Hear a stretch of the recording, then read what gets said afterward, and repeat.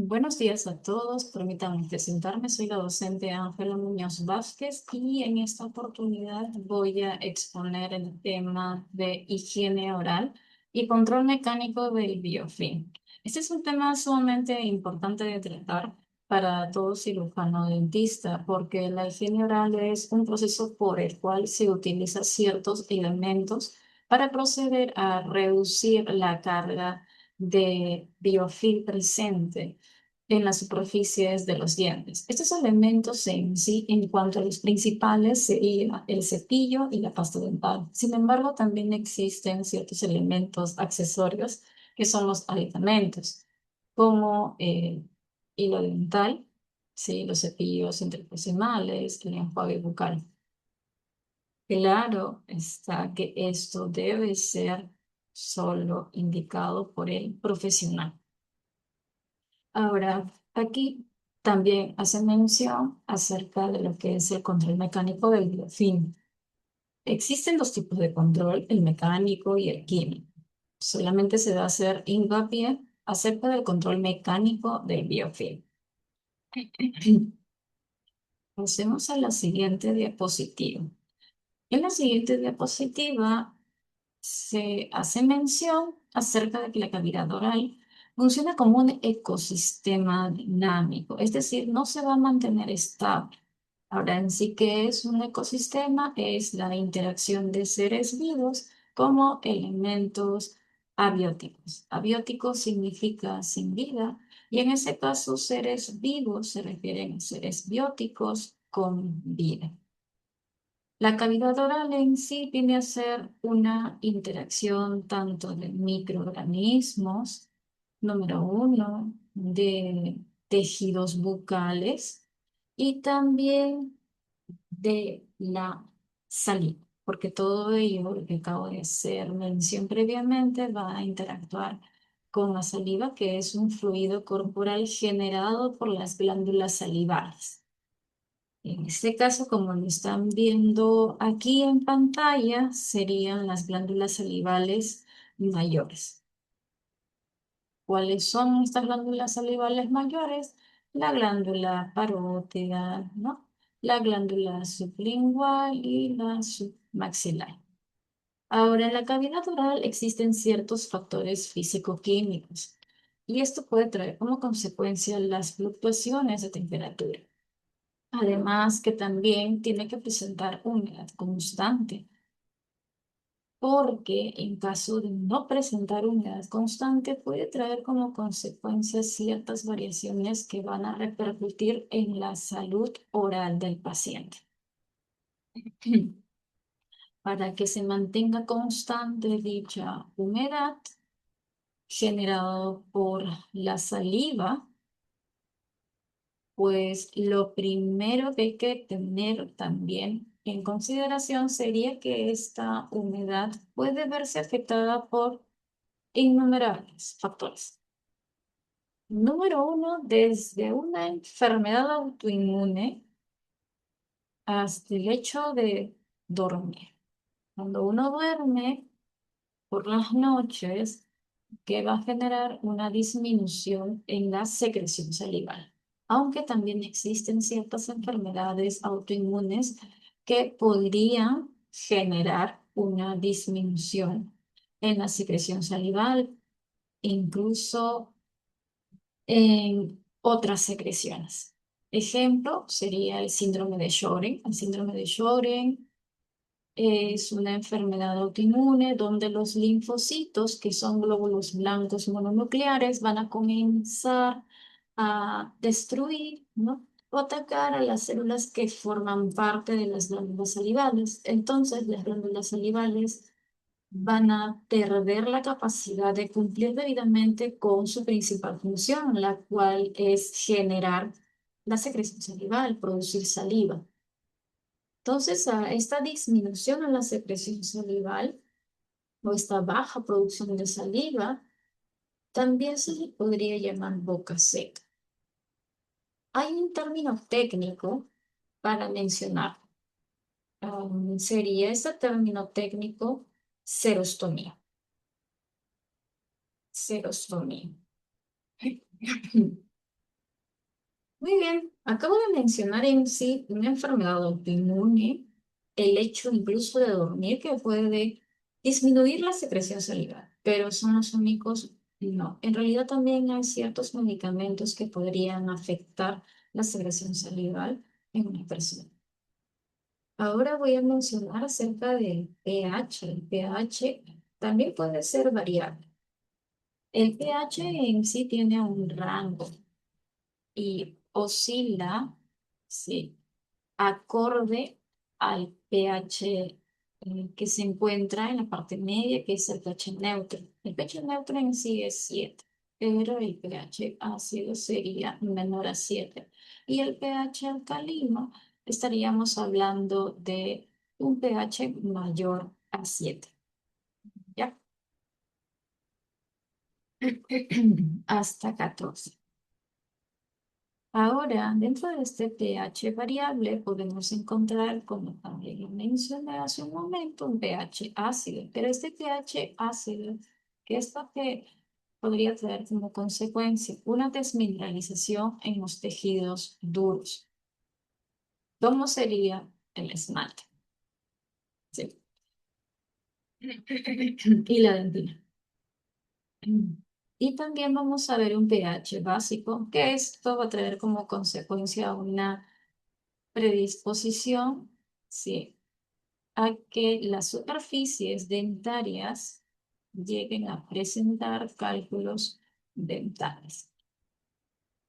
Muy bien, pero otro factor físico-químico que se puede encontrar en la cavidad oral son las zonas anaerobias de bajo potencial redox en ciertas criptas y en surcos. Vamos a ver que también existe en la cavidad oral protectores del hueso. ¿Quiénes estarían dentro de ello? La saliva como primera línea de defensa. Ahora, aquí menciona primera línea de defensa. ¿Sí? La saliva no es lo único que se va a encontrar y que va a formar parte de la primera línea de defensa. En sí, dentro de la primera línea de defensa vamos a encontrar eh, otros fluidos corporales. Ya. Muy bien, entonces la saliva en sí va a presentar capacidad tampón. ¿Qué quiere decir eso? Que va a mantener el pH. Eso significa capacidad tampón o buffer. Y como la saliva, pues forma parte de la primera línea de defensa y esta línea de defensa se encuentra dentro de la inmunidad innata, inmunidad en sí primaria, es con la que nacemos, por eso el término con el que se le ha denominado inmunidad innata, ¿sí? Es con la que va a responder ante cualquier evento que pueda darse en la cavidad oral. Es decir, los bebés presentan saliva, sí, es parte de la inmunidad innata. Ahora, ¿qué es lo que vamos a encontrar también? La descamación epitelial celular. ¿Ya? Sí, constantemente las células del epitelio van a renovarse. Y las proteínas antibacterianas. ¿Qué sería la lisocima? La lisocima es una proteína que le vamos a encontrar en las distintas secreciones de nuestro cuerpo. La lactoferrina también, la inmunoglobulina A y las beta-defensivas. Dentro de las fuentes nutricionales vamos a encontrar dos tipos, que sería la endógena, la saliva y el líquido crevicular. Y ese líquido crevicular forma parte del plasma. ¿Ya? Sí, es líquido extracelular generado por plasma. Ahora, este líquido, ¿dónde se va a encontrar? En el surco gingival y se caracteriza por ser rico en proteínas. Número uno. Y número dos serían los exógenos. la sacarosa dietética, lo que consumimos en sí día con día, lo que forma parte en sí de nuestra dieta, utilizada para la síntesis de exopolisacáridos protectores.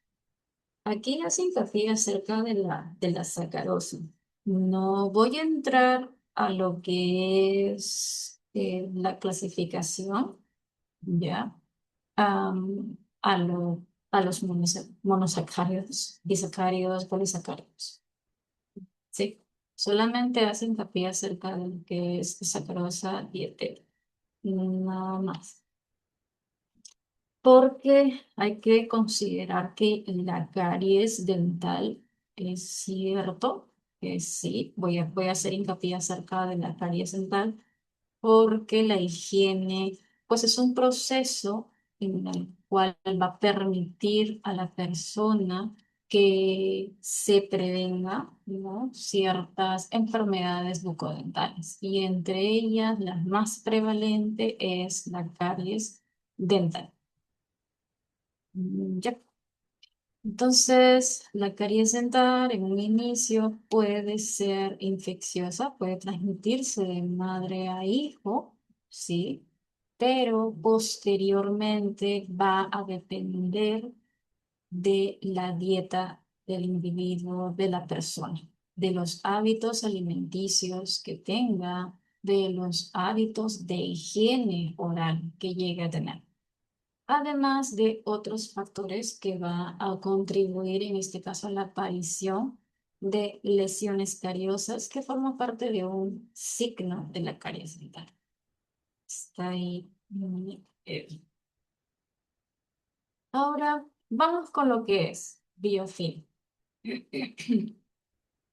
El título en sí de esta exposición era higiene y control mecánico del biofilm, pero en sí, ¿qué es biofilm? Cuando uno realiza la búsqueda en sí de biofilm, inmediatamente aparece conjunto de microorganismos. Pero realmente es un conjunto de microorganismos, nada más. No, en realidad es más complejo que ello. Entonces, vamos a ver cada uno de los elementos que podemos encontrar dentro del biofilm. La arquitectura hídrica, por ejemplo, ¿sí? Hay ciertos canales de agua que van a funcionar como un sistema circulatorio primitivo. Aquí ya podemos darnos cuenta que existe complejidad en lo que es el biofilm. El quorum sensing, que sería el sistema químico de percepción. Es un sistema de comunicación, ¿sí?, entre las bacterias para que puedan tomar un determinado patrón de comportamiento de forma grupal. En eso consiste el segundo punto. Mm. Lo que es en sí la coordinación, la expresión no génica y el comportamiento colectivo, como mencioné previamente. Y también lo que vamos a ver es que existen células persistentes pertenecientes a subpoblaciones fenotípicas. Ahora, estas células persistentes, inactivas, resguardadas, son altamente tolerantes a los ataques antimicrobianos. Las bacterias en sí son células. No, no es que no sean seres vivos, las bacterias son seres vivos. A diferencia de nosotros que estamos constituidos por células eucariotas, las bacterias en realidad son seres unicelulares y van a estar conformados por, bueno, son células procariotas. Sin embargo, las que se encuentran en el biofilm son altamente resistentes a los antibióticos. Es otra característica y también algo que va a sumar complejidad a esta estructura organizada. En el biofilm podemos encontrar 15% de bacterias. Y también lo que se puede llegar a encontrar en sí sería el 85% de la matriz extracelular. Esta matriz extracelular va a estar conformada por exopolisacáridos, proteínas y ADN. Ahora, ¿cuáles son las 5 etapas del desarrollo del biofilm? Estas 5 etapas del desarrollo del biofilm, del biofilm, mm, del biofilm, ¿qué es lo que va a suceder al inicio? En el primer paso serían las células planctónicas.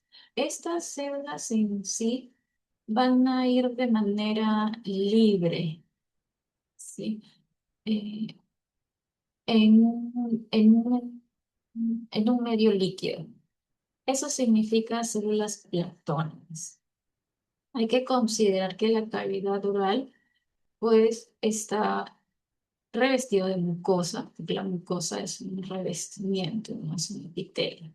Entonces, esta mucosa en sí se caracteriza por ser húmeda y quien le va a brindar humedad va a ser la saliva. Y en esta saliva se puede decir que es un medio acuoso y quienes van a estar libres o fluyendo de forma libre pues serían las células planctónicas. Entre ellos vamos a encontrar el estreptococcus,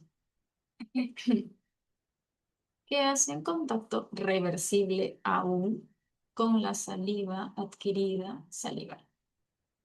Aún todavía sigue siendo reversible. Vamos a lo que es la adhesión irreversible. La adhesión irreversible, que sería el punto número 2, la segunda etapa, es la fijación fuerte, ¿ya? Y permanente, mediante ciertos receptores. Uno de ellos sería la interacción con la glucoproteína 340. Y de ahí vamos a ver la etapa número 3, que corresponde a la maduración 1.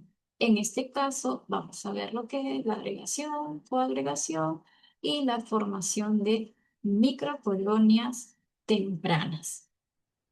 Aquí no estamos viendo bacterias altamente patógenas, porque existe una clasificación de este tipo de bacterias según Sokransky, que lo vamos a ver posteriormente. Aún no. En maduración 1 todavía no se ve, pero en lo que es maduración 2 ya se va a estar visualizando ese tipo de bacterias que van a estar generando, ¿no? Una preocupación, porque ya estaría afectando la salud del paciente, la salud, en este caso, bucodental del paciente. Maduración 2, que es el desarrollo estructural tridimensional de la matriz extracelular. Aquí sí, ya prácticamente existe lo que es una adhesión, ¿no? De las bacterias, por ejemplo, anaerobias. Y luego se encuentra la dispersión. En caso de la dispersión, ya sería el desprendimiento celular. Las bacterias retornan al estado planctónico, pero en caso de la maduración 2, si ya hubo un desarrollo estructural tridimensional, en una pieza dentaria, pues, ¿qué va a ocurrir posteriormente si se dispersa? Significa que parte de la etapa 4, parte de esa matriz, se va a ir a otros lugares, generando, sí, el desarrollo de biofilm, pero no solamente en una superficie, sino también en otras superficies dentales. Eso es lo que va a ocurrir. Entonces, puede traer como consecuencia la vulnerabilidad para colonizar nuevos nichos ecológicos. Y es así como se va a dar el desarrollo del biofilm, la cual se divide en 5 etapas: adhesión inicial, adhesión irreversible, maduración 1, maduración 2 y dispersión. Vamos a ver que de la simbiosis a la disbiosis. Muy bien, pero ¿qué es en sí la simbiosis y qué es en sí la disbiosis? Prácticamente estos dos términos son antónimos. La simbiosis es la flora descendente equilibrada. Es ese conjunto de microorganismos, para hablarlo en palabras sencillas, que se encuentran en determinado lugar y que van a convivir de manera tranquila y pacífica, por así decirlo. Son bacterias no patógenas. Ya no están generando daño al individuo, ¿no? Sin embargo, sí se alimenta, ¿ya? De lo que se llegue a encontrar y necesitar en el individuo, pero sin generarle daño. Pero ¿qué es lo que ocurre cuando se rompe ese equilibrio? Pues se va a perder lo que es la salud. Y es ahí donde hablamos de enfermedad, cuando se altera el equilibrio de esa flora, de ese conjunto de microorganismos, para que lo puedan entender de manera más sencilla posible, esta flora residente, pues es ahí donde va a aparecer la enfermedad bucodental. Entonces, tiene que haber un ecosistema que, como bien ya lo había mencionado hace un momento, el ecosistema viene a ser la interacción de los seres vivos y quién más sería que los elementos abióticos, elementos que no presentan vida, como por ejemplo la interacción de tejidos bucales, de bacterias y, y saliva. Miren, y por el sistema inmune innato del huésped. Eso se trata en la salud. Ok, vamos a ver lo que es la enfermedad, que sería contrario, en este caso, a la disbiosis o la simbiosis. El ambiente, sí, ese conjunto de microorganismos está alterado. Pero ¿cómo se va a alterar? ¿Y cómo yo voy a saber en sí que está alterado? Pues resulta ser que uno de los microorganismos pues va a ser más predominante que otros. A eso hace referencia la disbiosis. Cuando ya determinado tipo de bacterias comienza a multiplicarse más de lo normal, es ahí que se está desencadenando un desequilibrio. Y podemos denominarlo disbiosis. Actualmente la caries dental es considerada una disbiosis. Al inicio, la caries dental ha sido considerada como lo que es una enfermedad contagiosa, infecto contagioso. No está del todo equivocado, eso es al inicio porque sí se puede transmitir. Sin embargo, posteriormente, la caries dental eh, ya fue considerado en sí y sigue siendo considerado como una disbiosis provocado por una alteración, en este caso en la microbiota oral. Pero al inicio fue considerado como una enfermedad de infecto contagioso y es más, aún sigue siendo, ¿no? Señalado como tal en un inicio, sí, en un inicio. Si es que llegan a encontrar y a buscar textos, esto es algo que van a comenzar a, a tomar en consideración dentro de lo que es la definición de caries dental, ya, lo que es disbiosis. Muy bien, entonces, ¿qué sería el cambio masivo de la flora hacia las bacterias gram-negativas, ¿sí? Anaerobias y proteolíticas, causantes en sí de la periodontitis? La periodontitis sería una enfermedad periodontal, ¿ya?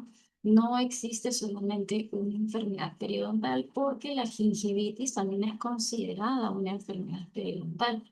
Solo que a diferencia de la periodontitis, la gingivitis sería una enfermedad periodontal. reversible, donde no existe la presencia de reabsorción ósea. Sin embargo, en la periodontitis estamos hablando de una enfermedad periodontal irreversible. Es decir, aquí sí hay reabsorción ósea. Muy bien, entonces actualmente en sí, ya para dar por terminado, la caries dental debido a esta definición y enfoque actual, considerándose como una disbiosis, estamos hablando que estaría más relacionado en sí a que el paciente tendría que mejorar sus hábitos alimenticios y sus hábitos de higiene oral. Ujú. Pero claro está que también existen otros factores que pueden conllevar a la aparición de lesiones cariosas. Las lesiones cariosas son el signo en sí de la enfermedad caries dental. Muy bien. Eso sería en cuanto a disbiosis. El detonante, la acumulación de plata, ¿ya? Del biofilm, en este caso eh, no alterado, ya al inicio, posteriormente ya comienza la alteración del biofilm y lo que va a desencadenar es una inflamación de los tejidos gingivales. Luego, un aumento del líquido crevicular. Cuando ya hablamos de la inflamación de los tejidos gingivales, pues estamos hablando de una gingivitis. Es lo que está haciendo el cuerpo, está reaccionando ante ese evento. Posteriormente, el aumento del líquido crevicular. El líquido crevicular viene a ser el plasma, ya líquido extracelular que se va a encontrar en el surco gingival. A este nivel, en el surco gingival, ahí se va a encontrar este líquido crevicular que se caracteriza por presentar ciertos nutrientes proteicos. Y luego la caída drástica del potencial redox, ambiente anaerobio, y que va a traer como consecuencia la presencia de un tipo o un determinado tipo de bacterias. Mm, mm,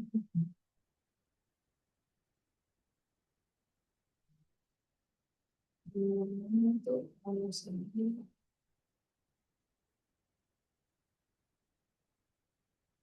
En caso de los complejos microbianos, existe la jerarquía de colonización. ¿Es cierto? Hay una jerarquía realizada por Sotransky, ¿sí?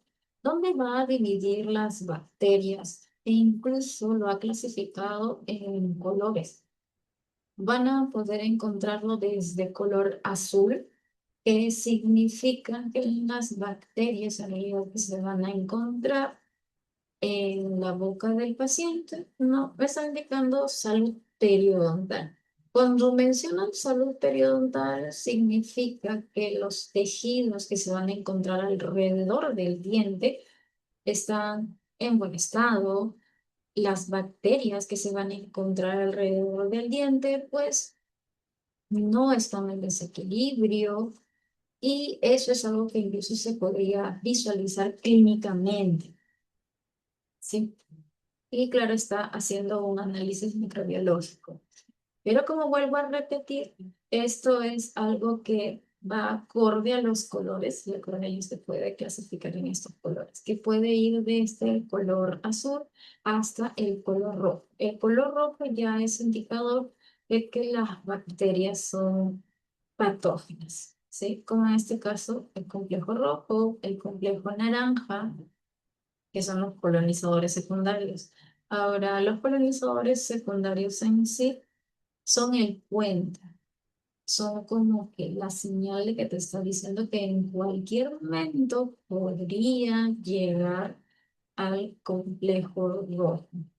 ¿Sí? Ese puente entre los colonizadores primarios, donde te va a indicar que existe salud periodontal. ¿Sí? En especial lo que es el color azul. Existen complejos amarillo, verde y púrpura. Aquí preparan el terreno, ¿no? Consumiendo en este caso oxígeno, pero en este caso vamos a ver al complejo naranjo, como ya lo había mencionado. Sin embargo, existe el complejo rojo, que va a estar conformado por el Porphyromonas gingivalis, ¿sí? En este caso también por otras bacterias, ¿sí? Que son altamente virulentos y son anaerobios, son bacterias anaerobias. De ahí la destrucción que podría generar a nivel del hueso alveolar. ¿Verdad? ¿Por qué es importante tomarlo en cuenta? Pues porque este complejo rojo va a desencadenar lo que es periodontitis, ya que es otra de las enfermedades bucodentales más prevalentes. Entonces, ¿qué bacterias vamos a encontrar dentro de este complejo rojo, que sería la clasificación de Sokransky? La Porphyromonas gingivalis, el Treponema denticola y la Tannerella forsythia. Los nichos ecológicos anaerobios, de los donde se podrían encontrar en las bolsas periodontales profundas. ¿Sí? Bolsas periodontales profundas y en la saborra, en el dorso fisurado de la lengua. En caso de las fisuras, sí existe lengua fisurada, ya existen tipos de lengua fisurada. Y en esas fisuras, en esas grietas que se van a formar en el dorso de la lengua, pues es ahí donde se puede acumular dichas bacterias. Por esa razón es que tiene que tener una correcta limpieza del dorso de la lengua, que eso es algo que voy a mencionar posteriormente. Muy bien. Y la consecuencia bioquímica sería, ¿no?, la halitosis, también denominada mal aliento. Mal aliento, el término técnico es la halitosis. La colonización patógena, que es lo que va a generar una alta producción endógena, ¿no?, de compuestos volátiles, de azufre, ¿sí? De ahí el término CDS, como el metilmercaptano y el sulfuro de hidrógeno. Y esto es lo que va a generar ese mal aliento en la persona. Muy bien, y ahora voy a mencionar acerca del impacto de ese desequilibrio en la microbiota oral, de lo local a lo sistémico. El impacto local, la caries dental en sí es la enfermedad, pero tiene un agente causante, que es el Streptococcus mutans. La gingivitis también, sí, la gingivitis es una enfermedad periodontal, pero ¿quién es el agente causante de la gingivitis? Pues sería que la Porphyromonas gingivalis. ¿Ya? Vamos a ver en este caso también la periodontitis y la periimplantitis. Cuando hablamos de la periodontitis, estamos hablando de una enfermedad periodontal que ya está afectando a los tejidos periodontales, como lo que es el hueso alveolar. Hay reabsorción ósea, pero el diente está presente dentro del hueso alveolar, todavía sigue presente.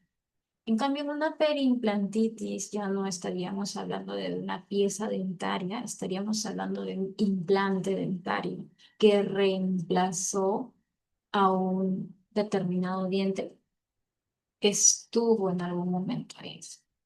Entonces, ¿podría generarse una periimplantitis? Sí, que es una afección, al fin y al cabo, ¿no?, a nivel de los tejidos periodontales que se encuentran alrededor del implante dental. Y esta destrucción ósea, reitero, es irreversible. Nos vamos con lo que es ahora el impacto sistémico. ¿Qué me puede generar Número uno, vamos con el cerebro, los vínculos emergentes con la progresión, ¿no?, de la enfermedad del Alzheimer y la diseminación evidenciada por parte de la porfiromona gingivales. Eh, Hay que considerar que las piezas dentarias o los dientes en sí son órganos y son órganos que presentan gran vitalidad, presentan un paquete vasculonervioso. Entonces, presentan hueso alveolar y dentro del hueso alveolar hay un trabeculado óseo. Y dentro de ese trabeculado óseo se va a encontrar también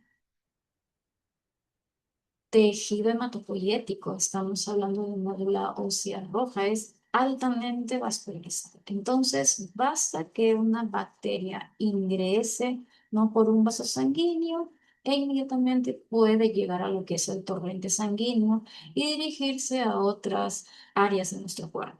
En este caso sería el cerebro y que podría desencadenar, pues, la progresión de la enfermedad del cerebro. ¿Sí?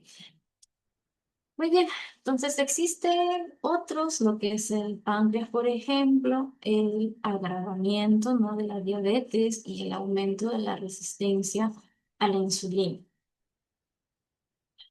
El útero también puede desencadenar lo que es el riesgo elevado de complicaciones en el embarazo, el parto prematuro y la preeclampsia.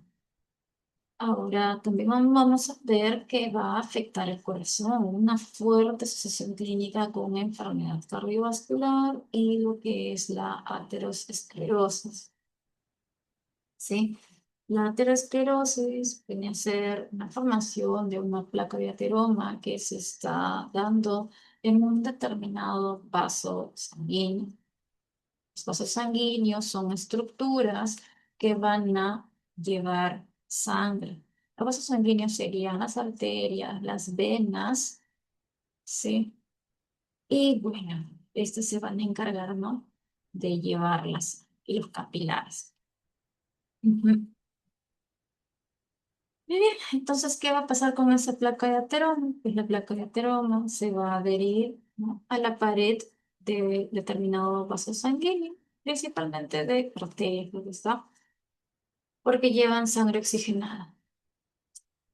¿Y qué es lo que va a suceder? Va a disminuir la circulación, por ende la oxigenación de determinado órgano.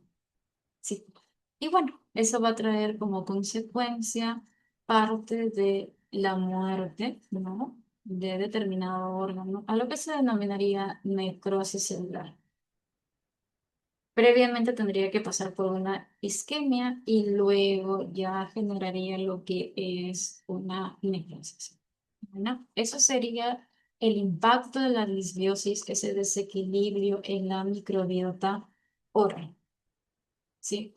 De lo local a lo sistémico. Entonces, no solamente en sí la caries dental, que es la enfermedad más prevalente, estaría ocasionado por una disbiosis, sino también estamos viendo que la enfermedad periodontal, de la misma manera que la caries dental, estaría siendo considerada como una enfermedad, ¿sí?, o una disbiosis, ¿no?, causada por este desequilibrio.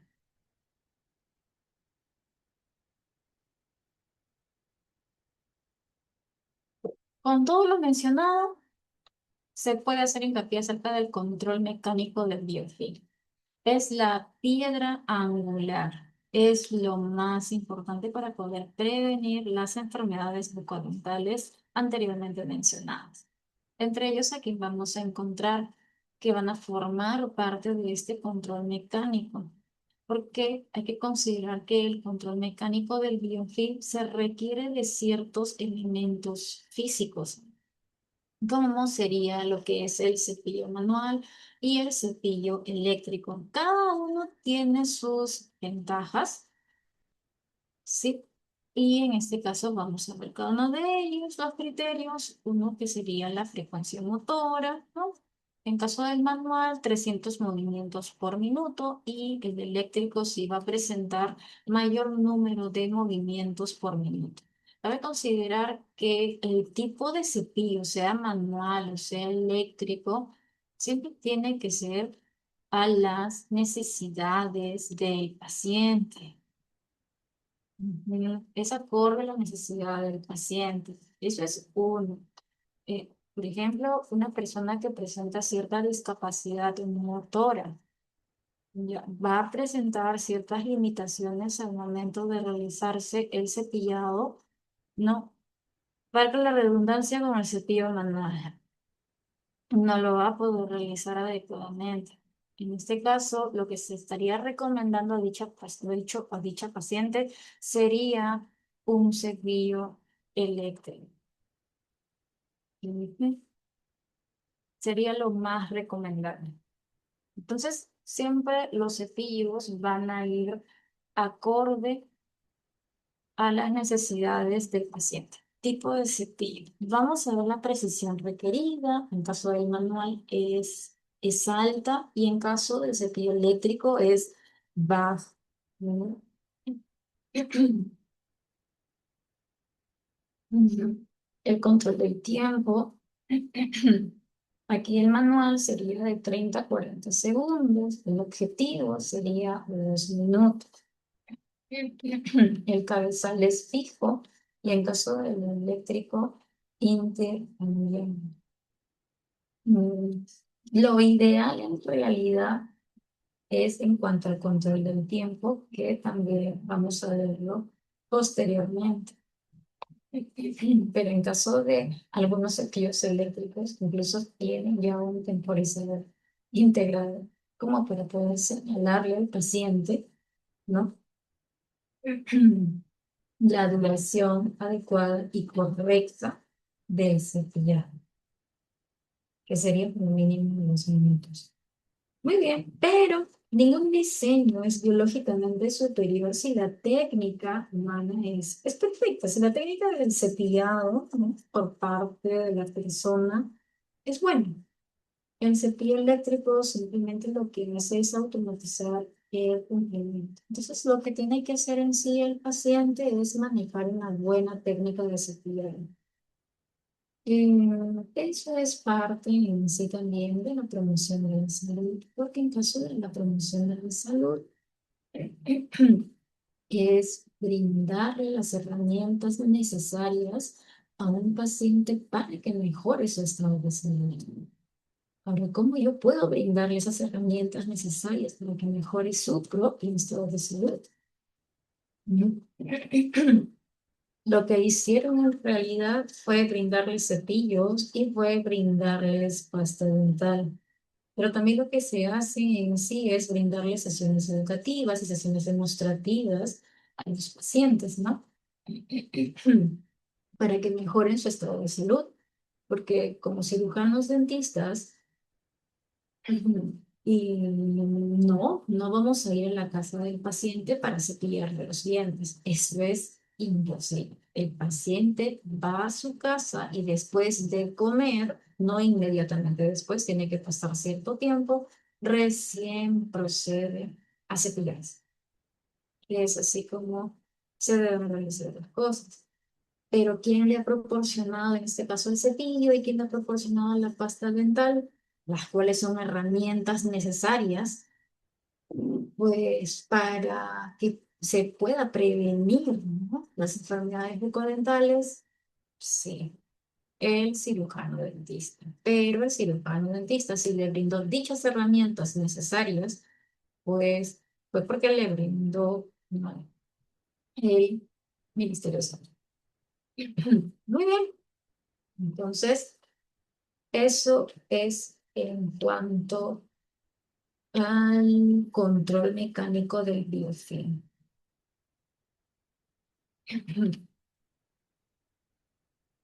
Vamos con lo que es anatomía del cepillo ideal. Presenta un cabezal pequeño, permite el acceso a zonas posteriores y áreas de apiñamiento dental.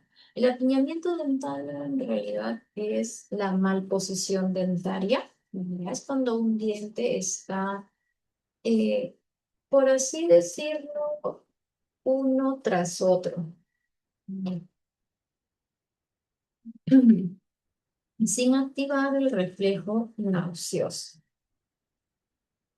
Los filamentos tienen que ser suaves y redondeados. No se debe utilizar un cepillo de cerdas duras, porque lo único que voy a provocar es la lesión de los tejidos bucales. Y no, no se quiere eso.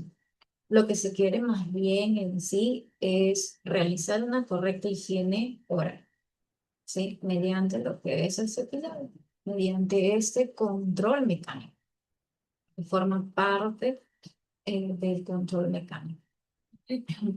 Ahora, estos filamentos suaves y redondeados están diseñados para barrer en sí el surco gingival. Dentro del surco gingival, ¿quién se va a encontrar? No, ciertas bacterias. Sí. Ahora, en este surco gingival también puede haber acumulación de biofilm. Sí, sí se puede dar.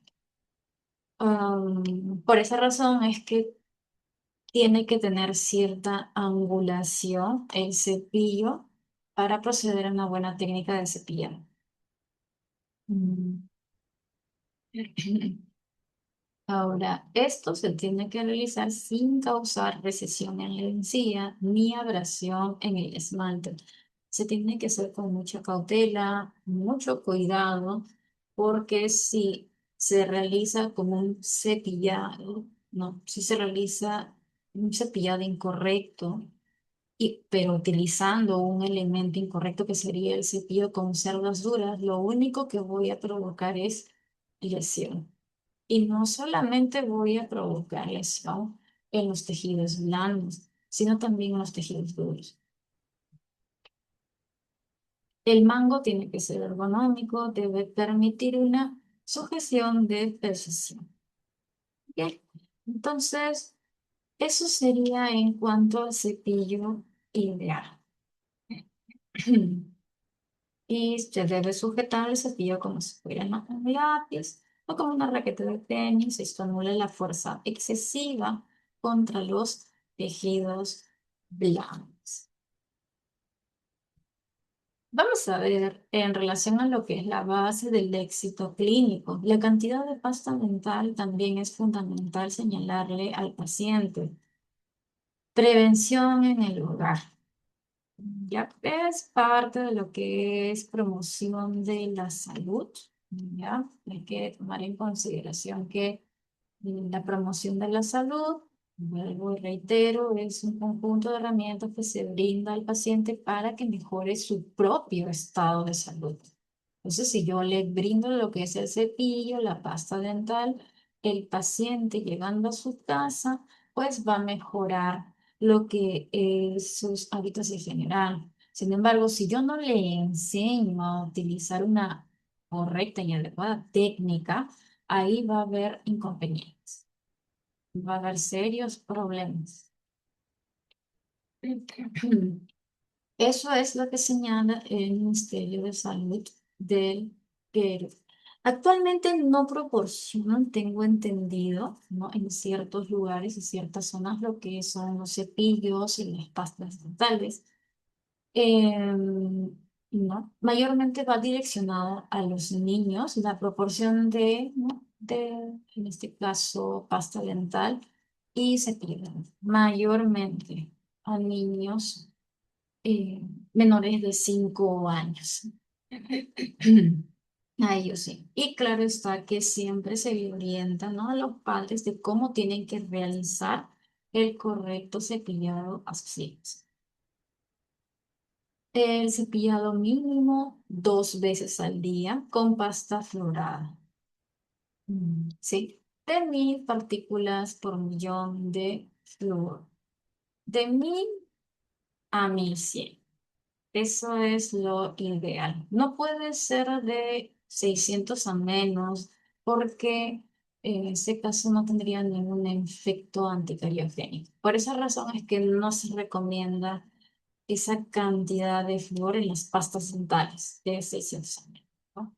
Lo que sí se recomienda es que desde que el niño le ha erupcionado su primer diente, que sería esos incisivos centrales inferiores, no, incisivo central inferior, bueno, es ahí que va a comenzar el cepillado dental.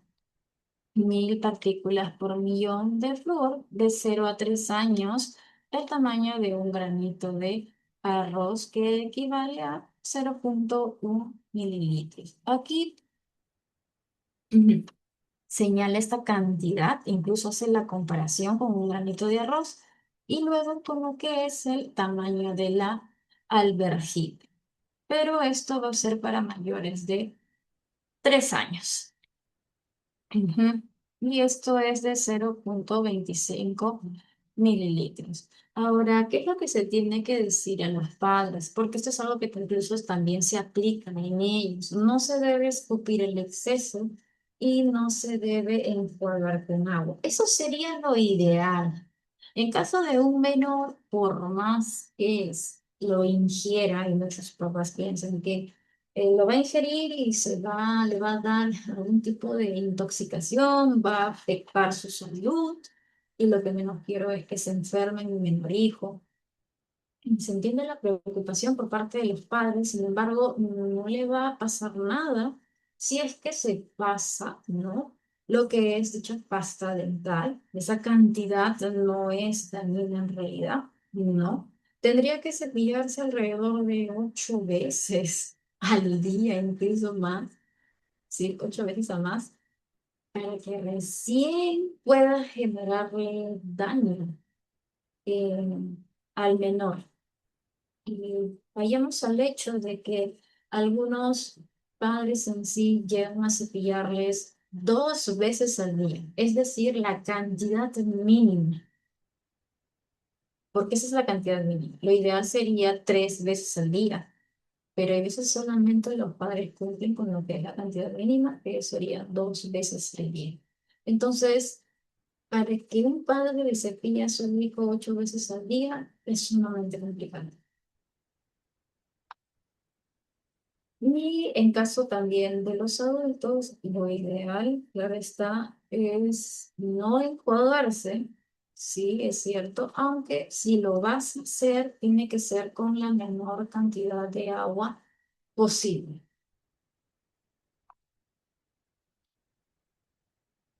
Ok. Entonces, existen ciertas técnicas de cepillado que se le puede explicar en sí al paciente. La bola estándar es la basmodificado, ¿no? Que presenta vibración, presenta un barrido. Ujú. También lo que va a hacer es una limpieza a nivel del surco gingival, porque en sí la del basmodificado, como lo están viendo acá, el cepillo tiene que estar en una angulación de 45 grados. ¿Hacia dónde en ese caso? Hacia el sur, ¿ya? Hacia la parte cervical del diente. Y de esa forma se va a proceder a la limpieza en sí del surco gingival. Ese es en cuanto a la técnica del vascularificado. La inserción permite que los filamentos no se entre suavemente en, en lo que es el surco gingival. Hay que tener mucho cuidado de no provocar lesión. Hay que también saber escoger lo que es el cepillo y brindarle las indicaciones respectivas al paciente. Este cepillo tiene que ser no de cerdas tan suaves, tampoco no es el ideal, no cerdas demasiado suaves, no, no demasiado suaves. Y en este caso tampoco cerdas duras, ¿no? Pero hasta no medio. Eso sí. Ahora, hay otras indicaciones que también se le podría dar al paciente en relación a lo que es el cepillado. Ya se mencionó la cantidad de pasta dental en menores de 3 años, ¿sí? Y en niños, en este caso, de 3 a 6 años, incluso a más. Cuando hablamos de más, ya estamos hablando de 1450 partículas por millón, ¿no? Que es el que debemos nosotros como adultos utilizar. Bien.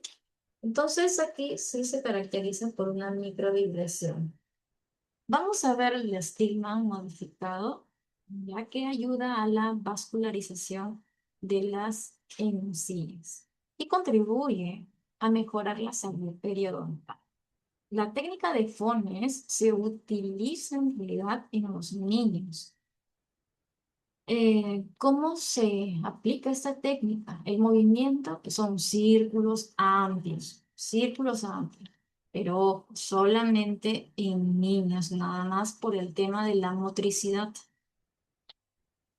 Y la zona de enfoque serían las coronas clínicas, no van al sur.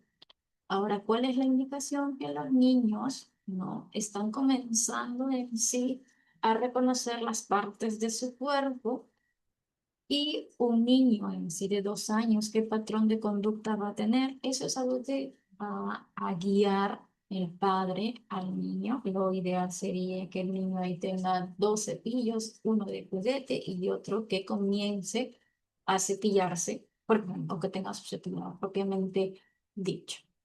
Y cabe considerar en sí, y es el punto clave, que los padres siempre supervisen el cepillado de los niños. No lo pueden dejar al niño cepillarse solo porque lo único que va a traer como consecuencia es la aparición de lesiones cariosas, porque el niño no está capacitado para poder realizarse un cepillado dental solo. No, tiene que recibir la guía. ¿Sí? Muy bien. Mm. Y bueno, que sería el F-Group, el horizontal, pero ya no es recomendada. En realidad estaría la más modificada, la de estigma modificada, la de Formen, no. También existen en realidad otras, ya que, bueno, mayormente es la combinación de ciertas técnicas que sería la mixta.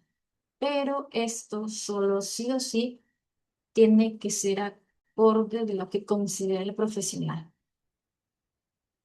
y de los datos que haya recogido sobre el estado de salud del paciente. Vamos a ver el 40% faltante, la anatomía interproximal. Los espacios están cerrados. Ese es un punto débil, por ejemplo. El cepillo no va a llegar a los espacios interproximales. Entonces es ahí que se va a requerir los aditamentos, como la seda, ¿no? El hilo dental, y en caso de los espacios abiertos, los cepillos interproximales. Es decir, los espacios en realidad entre los dientes serían los diastemas, que también van a requerir una limpieza. Muy bien.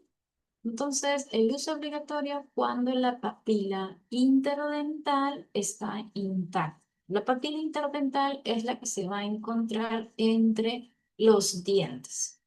Ya es ese triángulo que se observa en la encía con una simple sonrisa por parte del paciente.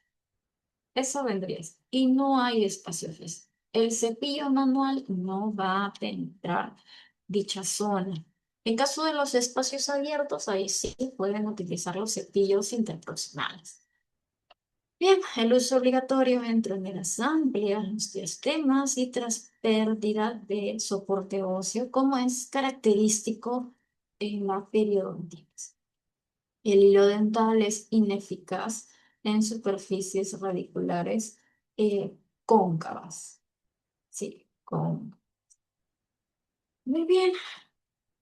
El cepillado tradicional deja el 40% de la superficie del diente completamente intacta por las bacterias. Solo el cepillado tradicional deja el 40%, por lo cual se tiene que utilizar otros aditamentos. Vamos con lo siguiente, que sería la cinemática del hilo de seda. Paso número 1, sujetar el hilo dental. ¿Cómo debo proceder? Bueno, lo que debo hacer es retirar, ¿no?, del carrete el hilo dental en un tamaño de 25 a 30 centímetros. Y lo que hago es aplicar la técnica del lazo o asa. Y esto es recomendado para las personas no con baja agilidad, ¿no?, motora. Esto va a depender mucho de la persona. Luego lo que se hace es sujetar para tener un mayor manejo del hilo dental. El paso número 2 sería la penetración controlada. Es también importante el paso número 2 porque si yo no controlo la fuerza con la que voy a introducir el hilo dental en el espacio interproximal, lo que voy a generar es dolor, número 1, inflamación del tejido gingival, porque la encía es un tejido que reacciona inmediatamente ante algún evento negativo que ocurra dentro de boca. Eso es lo que sucede con la encía. Inmediatamente reacciona, no se inflama. Entonces hay que controlar mucho la fuerza con la que se va a generar dicho ingreso por parte del hilo dental. El paso número 3, la adaptación en C, ¿no?, del hilo dental para proceder a una correcta limpieza. Posteriormente sería ya lo que son los cepillos y los estimuladores de goma. Muy bien, los cepillos interproximales, pero tengan en cuenta que esto se va a dar en espacios amplios, ¿ya? No se puede dar en espacios cerrados, porque lo único que voy a provocar es lesión. Y lo que menos quiero es lesionar en sí los tejidos periodontales. No, lo que se quiere es mantener la salud oral. Entonces, vamos con lo que es la indicación clínica, los espacios amplios, enfermedad periodontal, porque en la enfermedad periodontal ya hay reabsorción ósea, por lo cual el paciente podría utilizar cepillos interpersonales. Y en caso de una prótesis fija, porque va a existir un espacio, ¿no?, y que le va a permitir al paciente poder ingresar los cepillos interpersonales. Ahora, esto tiene que ser con indicación por parte del profesional. Sí, solo si el paciente, él o ella, considere que lo amerita. La técnica, rotación ligera o frotamiento desde vestibular. Vamos con lo que es los conos y estimuladores de goma. ¿Ya? Las zonas del fulcro expuesto, y sería un masaje gengival giratorio. Es para poder estimular la circulación de la encía. Mayormente para esto se va a utilizar dichos estimuladores. Los elementos auxiliares, irrigadores y palillos. Ahora, en caso de los irrigadores, no remueven biopelícula adherida. No. No van a remover lo que es el biofilm, no, la placa bacteriana en sí, no lo va a remover. Útiles para arrastrar restos y bueno, para estimular los tejidos. Muchas veces los pacientes piensan que con esto ya van a controlar lo que es la placa bacteriana presente en las superficies dentarias, pero no es así. La regla clínica, el chorro debe ir perpendicular al eje del diente, ¿ya? Nunca directo al surco gingival porque podría provocar lesión. Sí, podría provocar lesión. Eso es lo que puede pasar. Palillos interdentarios. Ya. Advertencia útil solo en diastemas. En pacientes sanos causan más daño que beneficio y algunos pacientes que utilizan el palillo de dientes para proceder a retirarse los residuos alimenticios que han quedado después, ¿no?, el desayuno, mayormente durante el almuerzo o alguna cena. pero no se debería utilizar en realidad. Sí, sería lo más recomendable, al menos que presenten y estén los espacios interventarios amplios o espacios irregulares, solamente. Pero si el paciente presenta espacios interventarios cerrados, no. No, porque lo único que voy a tener es daño. La adaptación uno, destreza limitada en niños y minusvalías. El posicionamiento, ¿sí? El paciente por delante del operador, la cabeza flexionada hacia atrás para máxima visibilidad y acceso. Esa es la forma en realidad en la que debe sujetar el padre o la madre a su menor hijo y de esa manera se va a poder cepillar adecuadamente al niño. ¿Ya? Muy bien, entonces la fijación, la banda elástica atada a la mano para poder instruir al menor, el engrosamiento, esponja, pelota, ¿no? Empuñadura para una mejor sujeción del mango del cepillo, alargamiento, si es que en caso se requiera, unión a una regla o baja lenguas y angulación, doblar en este caso el mango del cepillo. Entonces, la adaptación número uno sería del cepillo en cuanto a los pacientes que presentan cierta destreza limitada o una motricidad, en este caso, limitada. Bien, la alternativa interproximal, el uso de porta hilos y la técnica del lazo para compensar la falta de motricidad fina. Ujú. La adaptación número dos, en caso de ortodoncias e implantes, los pacientes ortodóncicos, el riesgo, alta acumulación, ¿sí? Debido también, en este caso, a ciertos elementos que son indispensables en un tratamiento de ortodoncia.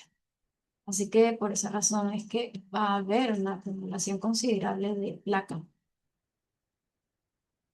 Las herramientas serían cepillos y con cerdas, en este caso especiales, y un cepillo circular, ya, que vaya a retirar todos los residuos, en este caso, que se encuentren en el surco gingival.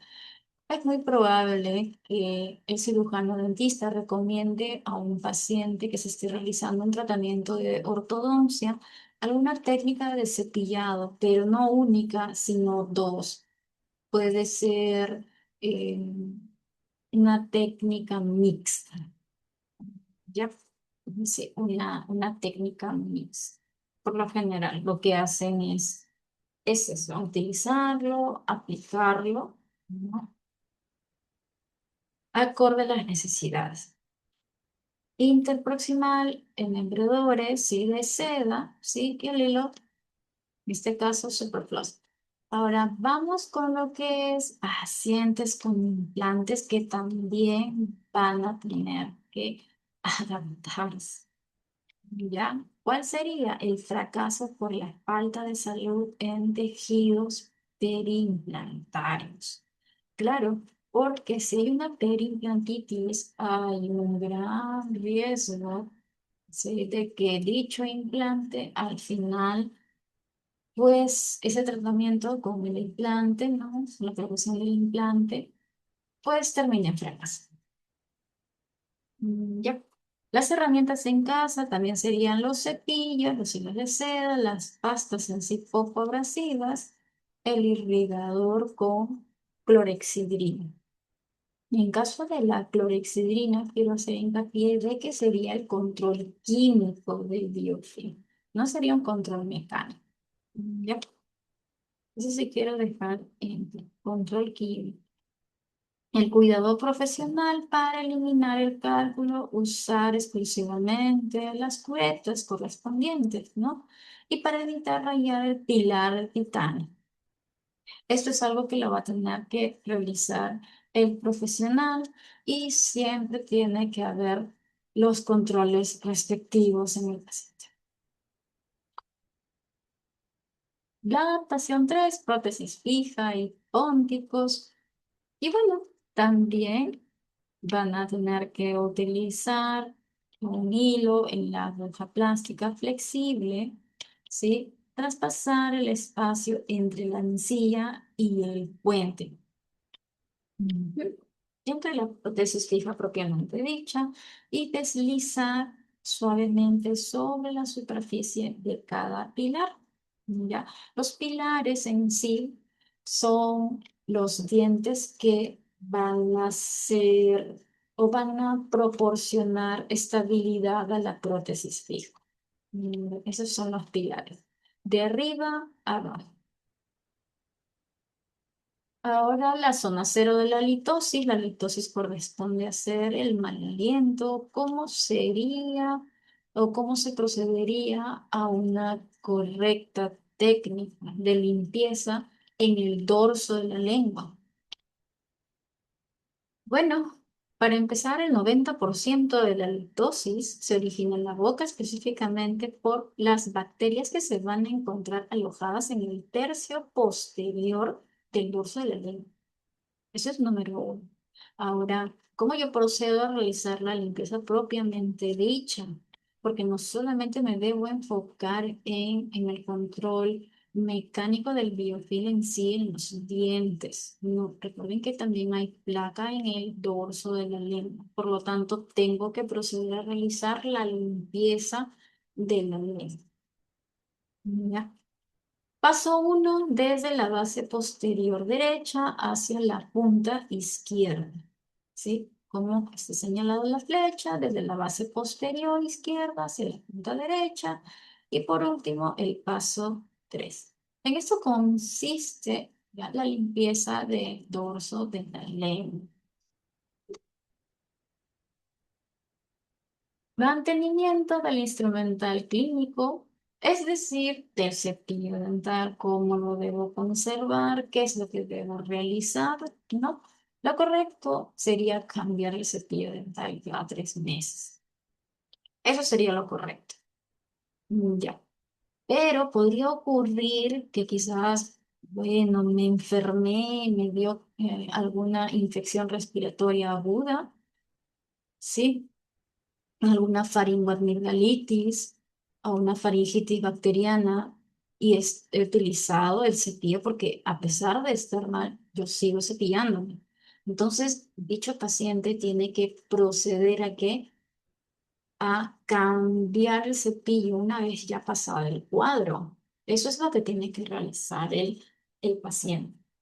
Ya, ahora, quizás algunos pacientes no quieran cambiarlo, pues se puede proceder a la desinfección del cepillo con 2 cucharadas, en este caso, de lejía, hipoclorito de sodio, en 1 litro de agua. Son las recomendaciones que da el Ministerio de Salud del Perú en su plataforma para proceder a la desinfección del cepillo dental.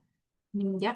Pero lo más recomendable sería que después de cada infección, en este caso, como la faringitis bacteriana, una faringoamigdalitis, lo ideal sería que proceda a cambiarse. Muy bien. Entonces, el secado y la ventilación, enjuagar sin restos de pasta, ¿sí? Y usar un capuchón con agujeros para permitir la ventilación. ¿Ya? Es lo ideal. Lavado de manos. Antes de iniciar el cepillado, se debe realizar el lavado de manos correspondiente. Lo prohibido, no se deben compartir los cepillos. El cepillo en sí es algo completamente personal, porque ¿qué es lo que puedo generar? Bueno, un transferir de flora bacteriana patógena. Entonces, si esto ocurre, mi cepillo tiene que estar alejado del cepillo de algún pariente de mi familia. Ya tiene que estar aparte, aparte. Muchas veces lo que hacen en sí los integrantes de una familia es colocar todos los cepillos en un vasito. Y eso no es correcto. Ya, ahí no es que estén compartiendo el cepillo, sin embargo, van a tener contacto en algún momento las cerdas de un cepillo con las cerdas del otro cepillo y al final, pues van a generar esa transferencia de flora bacteriana. Mm. Y proximidad al inodoro. Es cierto, el cepillo no puede estar cerca al inodoro, además que todo inodoro debe contar con una tapa. Ya siempre tiene que estar tapado el inodoro.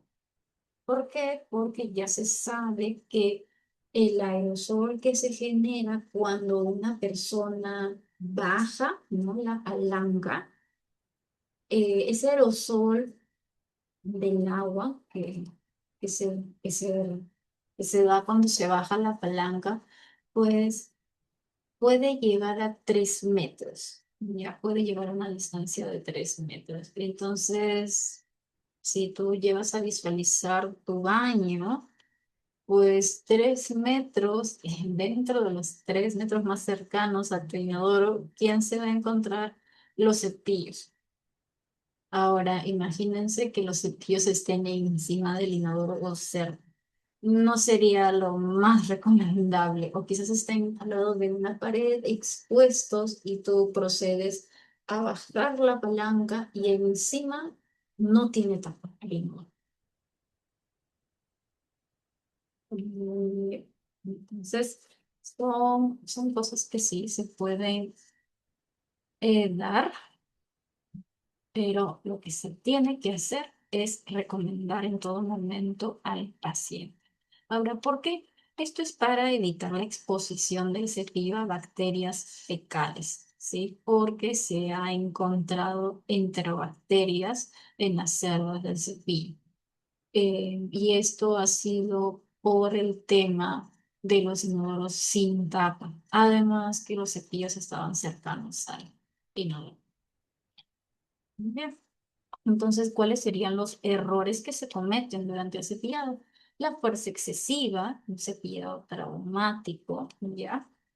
Esto puede generar lesión en los tejidos periodontales, ¿ya? Y también, en este caso, en los tejidos duros. La velocidad inadecuada, el adulto promedio se cepilla durante solo 30 40 segundos, ¿sí?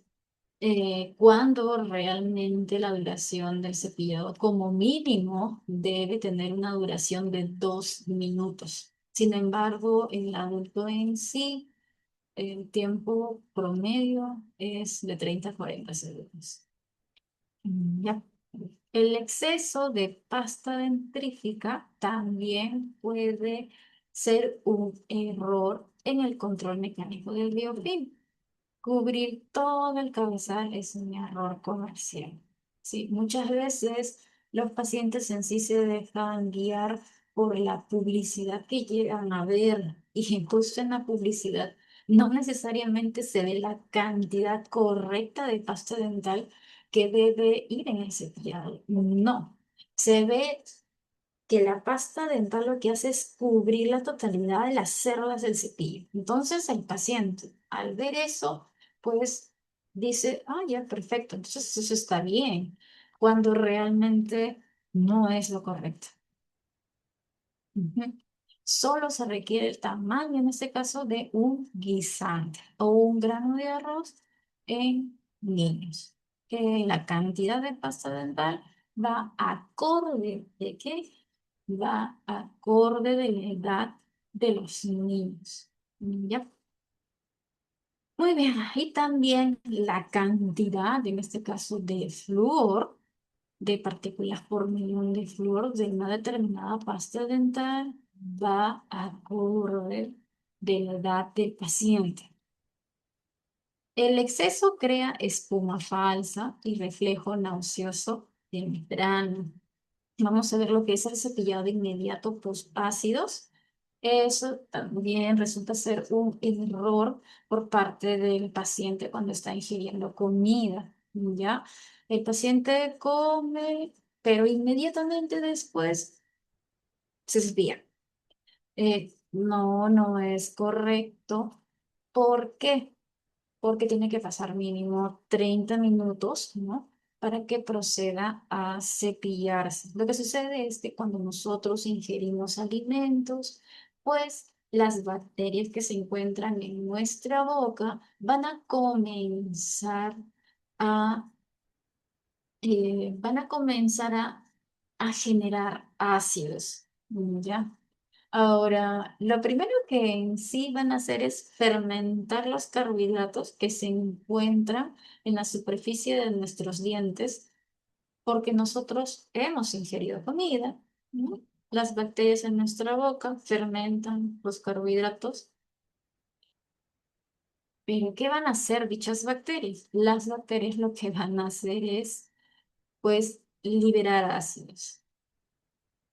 Eso es lo que hace. Sí. Muy bien. Entonces, al generar o liberarse los ácidos por parte de las bacterias tras haber fermentado los carbohidratos, muy bien, ¿qué se va a dar? Una disminución, en este caso, del pH. ¿Ya? El pH va a estar ácido. Entonces, cuando está ácido el pH, ¿qué es lo que hace la saliva? La saliva lo que va a hacer es neutralizarlo, ¿ya? Por el efecto tampón o buffer que tiene, ¿sí? Pero yo tengo que esperar a que actúe la saliva y cumpla con su efecto tampón o buffer, para que de esa manera pueda, ¿no? Eh, neutralizarse, por así decirlo, y ya no esté el pH ácido y me genere alguna desmineralización de los tejidos duros. Si yo comienzo a cepillarme, lo único que voy a generar es que los ácidos vayan por toda la superficie de los dientes, tanto superiores como inferiores, y al final lo que voy a desencadenar es que haya una desmineralización. Por esa razón es que una vez que yo ya ingerí los alimentos, debo tener paciencia y esperar 30 minutos para cepillar. Bien.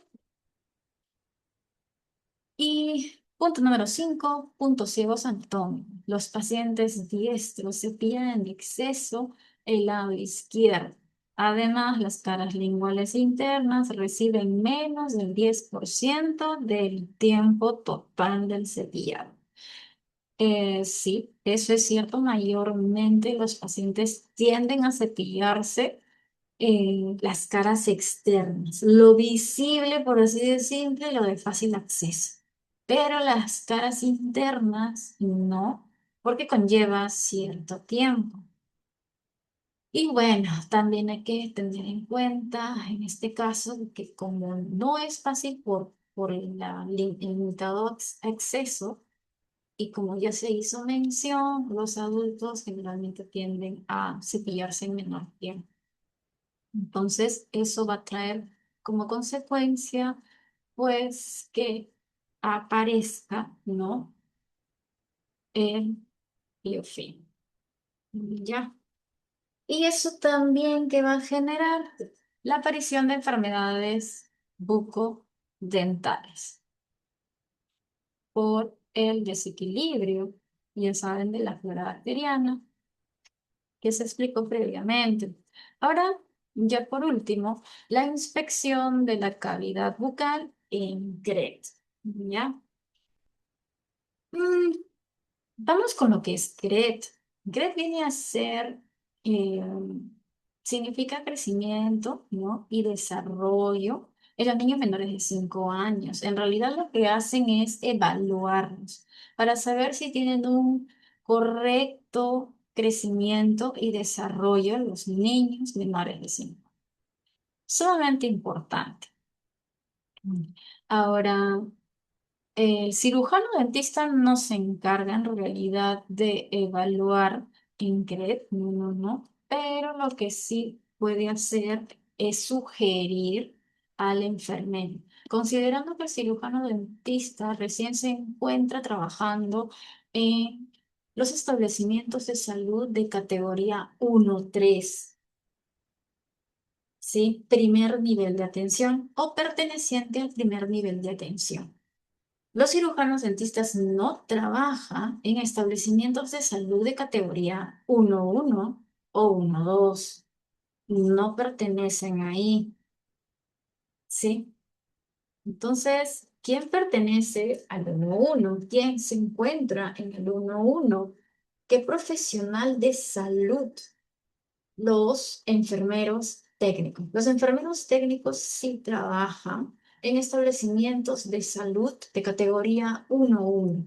Ellos sí están autorizados bajo normativa. En caso, por ejemplo, de establecimientos de salud de categoría 1.2, también están los enfermeros técnicos. En caso del 1.2, también podemos encontrar médicos, podemos encontrar obstetras y podemos encontrar licenciados en enfermería. Sí podemos encontrar. En el 1.1 se encuentran los enfermeros técnicos, ¿sí? En el 1.2 ya podemos encontrar lo que es obstetras, médicos, ¿no? Y licenciados en enfermería y claro está como vuelvo a repetir, los técnicos en la enfermería, ¿no? En el 1.1 puede haber excepciones donde, ¿no? Donde puedas encontrar un licenciado en enfermería. Sí se puede encontrar un licenciado en enfermería en 1.1, ya en un establecimiento de categoría 1.1. Pero generalmente, acorde a la experiencia que tengo, mayormente están trabajando, en este caso, los enfermeros técnicos, por lo cual tienen que estar capacitados para poder brindar un diagnóstico. Ahora, diagnóstico me refiero a que pueda identificar la enfermedad. Eso es lo más importante, que puede identificar alguna patología bucodental, pero que no lo trate, solo lo identifica. Y en este caso, si lo identifica, inmediatamente hacer la referencia, es decir, dicho paciente necesita un tratamiento odontológico, por lo cual yo tengo que emitir una referencia utilizando el sistema de referencias y contrarreferencias y derivarlo a un establecimiento de salud de mayor categoría, donde el especialista, que sería el cirujano dentista, realice el tratamiento de manera oportuna y eficaz.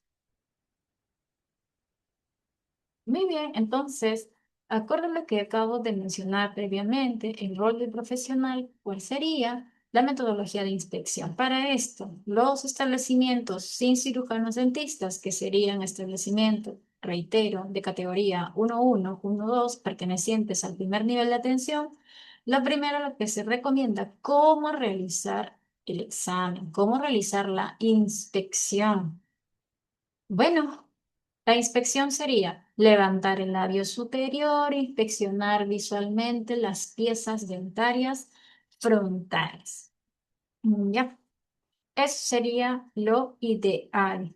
¿Por qué? Porque en este caso se tiene que pedir, si fuera un menor, si fuera un niño, los niños no se dejan, tienen un patrón de conducta diferente al de un adolescente, al de un adulto, es distinto. Entonces, en caso de un menor, se le tiene a veces que pedir a la mamá que lo siente, ¿no? En sus muslos, señora, se le que sujételo y por favor levante el labio superior para poder visualizar. Tiene que ser con el apoyo. Hay algunos niños que colaboran, si colabora, muy bien. Pero si el niño no colabora, no quiere que tú invadas parte de su cuerpo, es normal esa reacción, esa negativa por parte del niño. Inmediatamente se tiene que pedir la ayuda del padre de familia, sea mamá o sea papá, o en este caso del cuidador. Muy bien, entonces, ¿qué es lo que se busca? Se busca, en este caso, algún tipo de lesión, ¿no? En los tejidos blandos y en los tejidos duros. Número uno, se tiene que buscar en las sencillas. Coloración anormal, signos de inflamación, algún tipo de enrojecimiento. Todo ello lo debo visualizar, ¿no? Una vista panorámica acerca, un acercamiento, ¿no?, a los tejidos blandos del menor, del menor porque estamos hablando en este caso de un menor de 5 años y que tengo que observar ello. Si es que hubiese, inmediatamente derivarlo a quien corresponde. ¿Qué buscar en los dientes? Bueno, los cambios de textura, el cambio de color, ¿ya? La presencia de cavitaciones o acumulación de placa bacteriana. También en este caso tengo que derivarlo si encontrase algún tipo de signo mencionado. Recuerden que los signos son manifestaciones objetivas de la enfermedad. Entonces, todo lo que se está visualizando definitivamente es una manifestación objetiva. Si yo noto algún tipo de signos, inmediatamente tiene que ser derivado del especialista. Ahora, ¿por qué es importante conocer esto? Porque esto se encuentra bajo normativa, ¿ya? Decreto. Además, que ustedes a futuro van a capacitar, ¿sí?, a dichos profesionales que no tienen acompañamiento por parte de un cirujano dentista. Entonces, si son establecimientos sin cirujanos dentistas, establecimientos en este caso de categoría 1.1 y 1.2, dichos profesionales tienen que recibir la capacitación correspondiente. Muy bien, lo que también se le pide al profesional es que oriente a la mamá, al padre o cuidador, según la edad. Vamos a ver las matrices. Establecimientos y dentistas, vamos a ver la inspección por el profesional el primer mes, derivar al cirujano dentista solo si hay hallazgos, los que se mencionó previamente. Luego está a los 6 meses, a los 12 meses, 18 meses y 24. Siempre se tiene que realizar esa evaluación constante que forma parte del examen físico de la boca.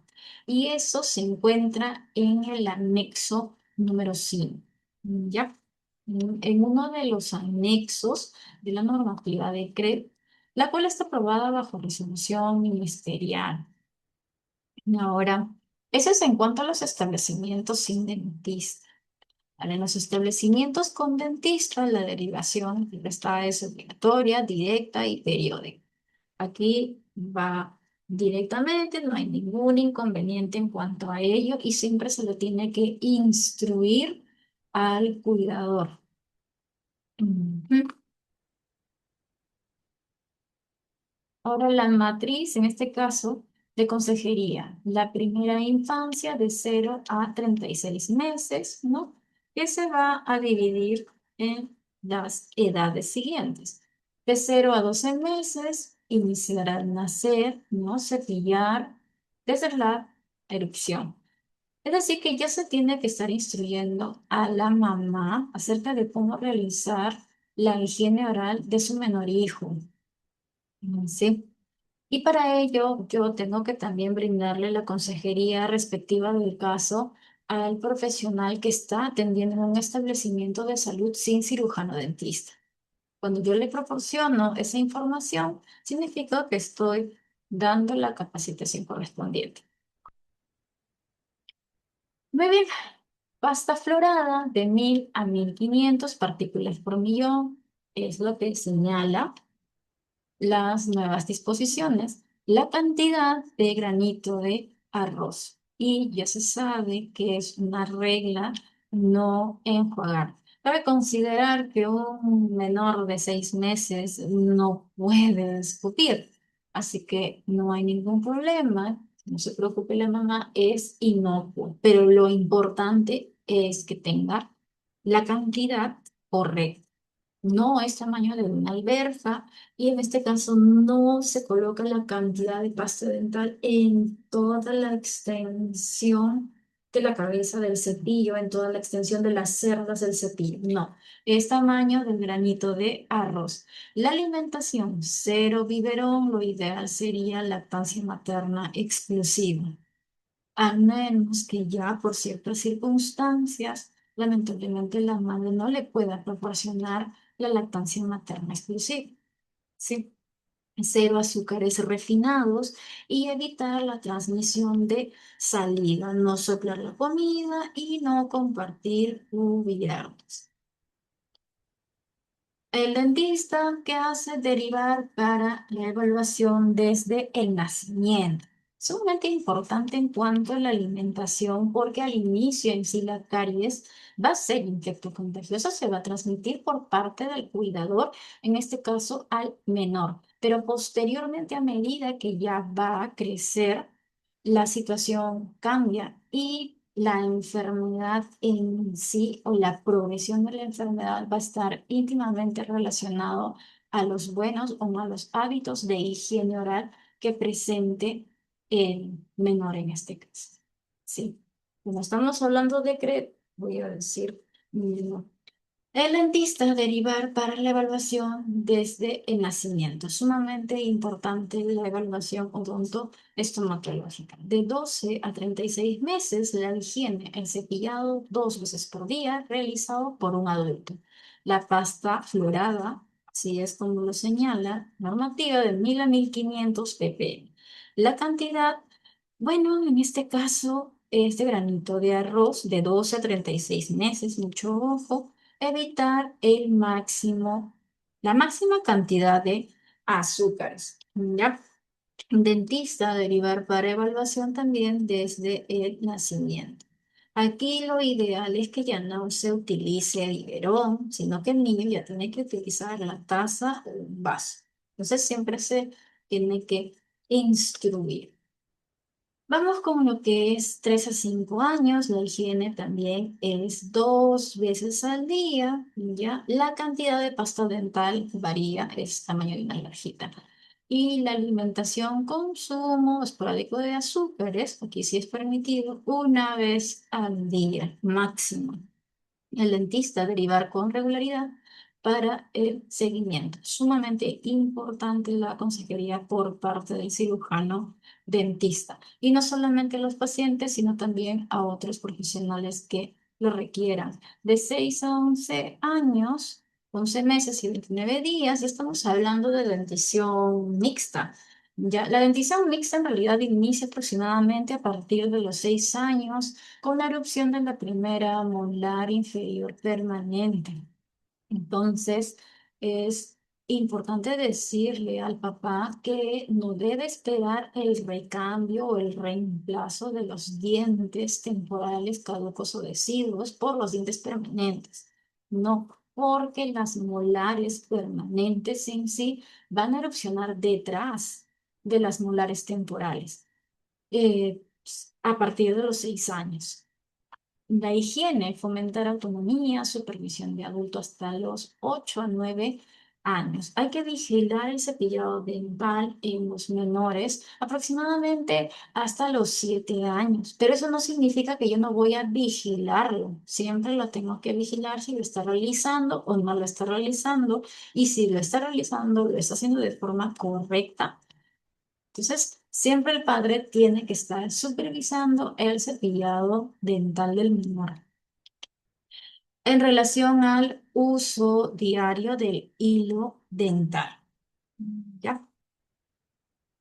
Alimentación, alertar sobre bebidas azucaradas, snacks procesados y promover siempre la lonchera saludable. La prevención, atención crítica, higiene de los primeros molares permanentes, como ya lo había mencionado, y las visitas 2 veces al año, que son las visitas periódicas que se realiza al cirujano dentista. Sumamente relevante los selladores de fosas y fisuras. El mito de la pasta dental infantil. La pasta dental familiar, ¿no? 1000 a 1500 partículas por millón de flúor y de 0 a 3 años, tamaño de un granito de arroz y de 3 a 11 años, tamaño de una alverjita. Esto va a variar, ¿ya? Esto varía y esto no necesariamente es de 3 a 11 años. De 3 a 6, si quiero hacer hincapié, y de 6 a 11. ¿Ya? De 0 a 3, de 3 a 6 y de 6 a 11. Muy bien, entonces continúo con lo que es esto. La madre, padre o cuidador, ¿ya? Principal debe encargarse de dispensar la pasta dental en el cepillo y ayudar a su menor hijo con el cepillado. Es fundamental la presencia del cuidador en la higiene del menor. Sí, muy bien. Entonces, conmigo ha sido todo por hoy. Espero que les sirva mucho este tema. Es fundamental conocerlo. Así que me despido de cada uno de ustedes. Que tengan un excelente día.